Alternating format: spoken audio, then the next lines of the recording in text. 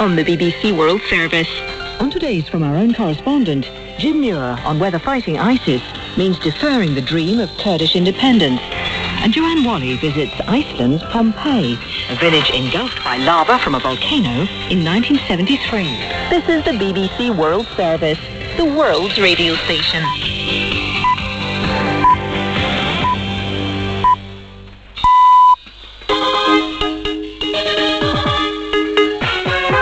Hello and welcome to Newsday from the BBC World Service with Lawrence Pollard and Nuala McGovern. Today, collecting evidence of IS atrocities in Iraq, we hear what's been done to bring some clarity for relatives of the missing, who've thus far been left to take matters into their own hands. Earlier this week, families of the missing were demonstrating. They were led into Parliament where they verbally and physically assaulted the Speaker of the Parliament because they don't know what's happening.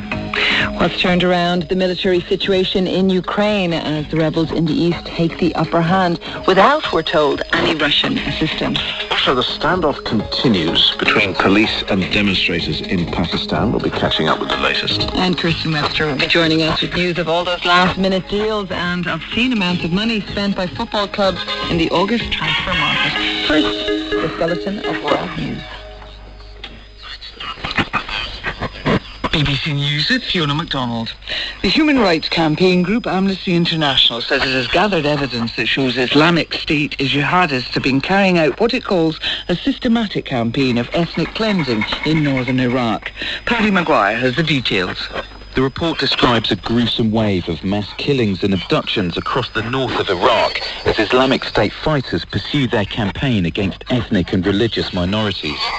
Amnesty International says war crimes are being committed as the militants seek to eradicate all traces of non-Arab and non-Sunni Muslims from the territory they've seized in recent months.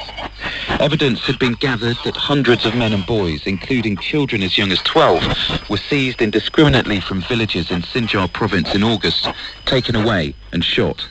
It also says that hundreds, possibly thousands of members of the minority Yazidi community have been killed.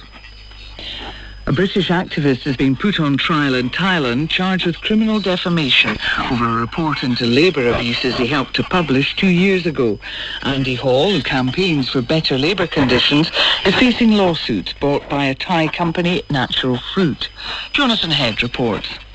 Arriving at court today, Mr. Hall accused the Thai Natural Fruit Company, Thailand's largest pineapple producer, of trying to silence him.